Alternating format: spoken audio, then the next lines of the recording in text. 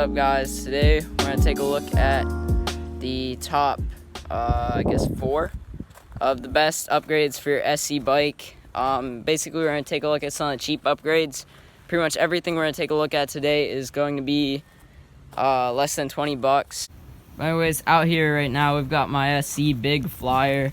As you can see, I've done a lot to it, cheap and expensive upgrades. But we're going to look at some of the cheap ones I've done that are, in my opinion, the most effective. Alright, so we're just going to kind of go from the cheapest to more expensive ones.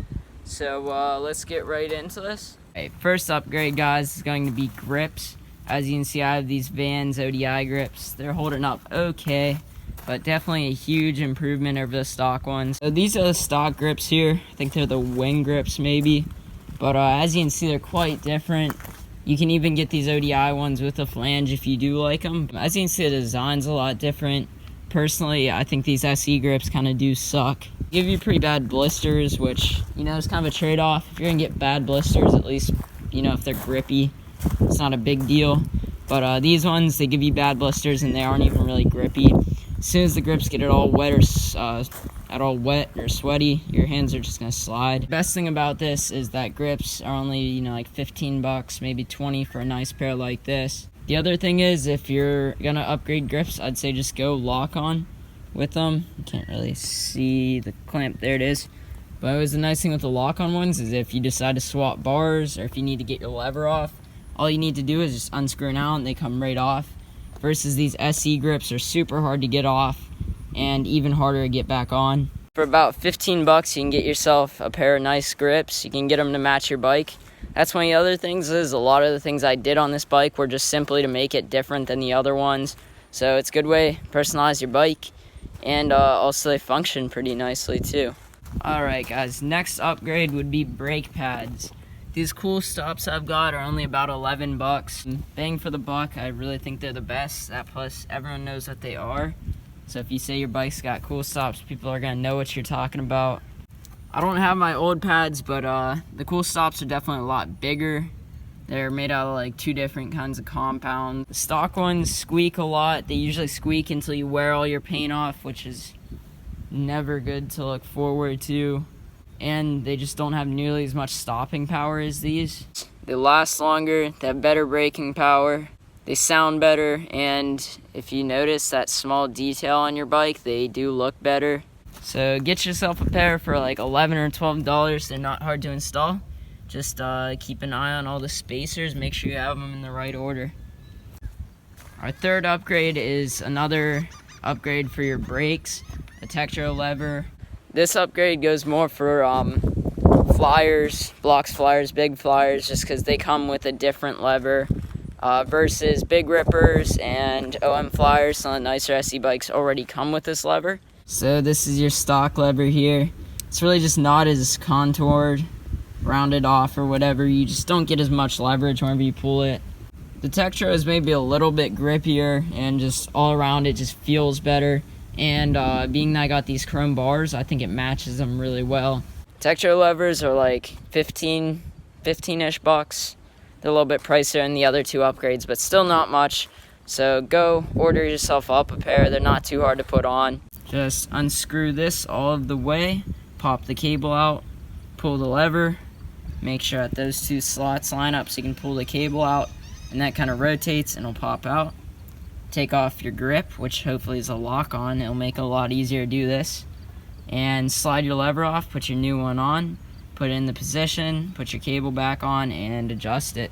Alright, so our last and final upgrade would be pedals. Pedals are usually going to cost you about 20 bucks, so they're on the more expensive side of our upgrades, but still aren't too much, and you're definitely going to notice them. SC bikes are either going to come with just these pedals, but black, or they're going to come with bear traps. In my opinion, the bear traps, they're grippy.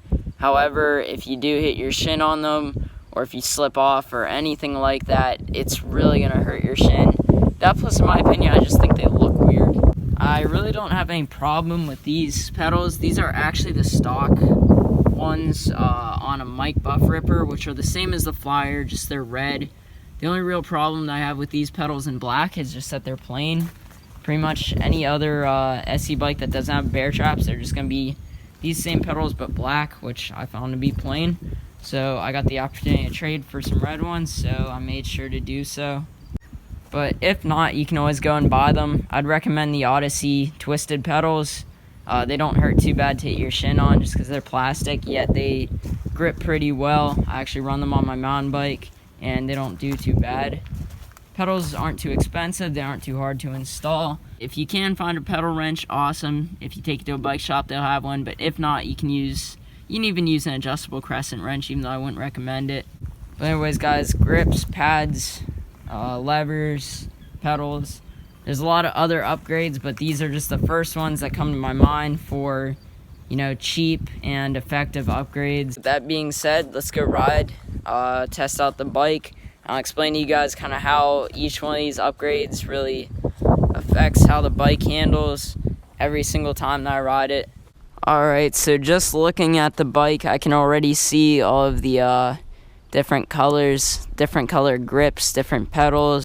I can see that lever, I can see those pads, so of course it's going to look better, but these upgrades are also going to make it ride better. So as soon as I hop on the bike, I feel the grips. It's been drizzling a little bit, but they're still nice and grippy, nice and gummy, but not too sticky.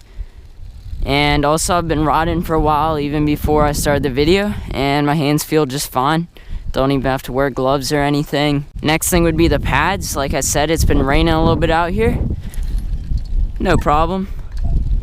A little bit of squeaking out of them, not nearly as bad as the stock pads, but still plenty of power.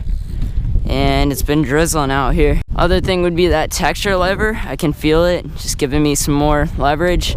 And of course the pedals, they're looking good, but if you do buy different pedals, then I guarantee they're gonna feel better.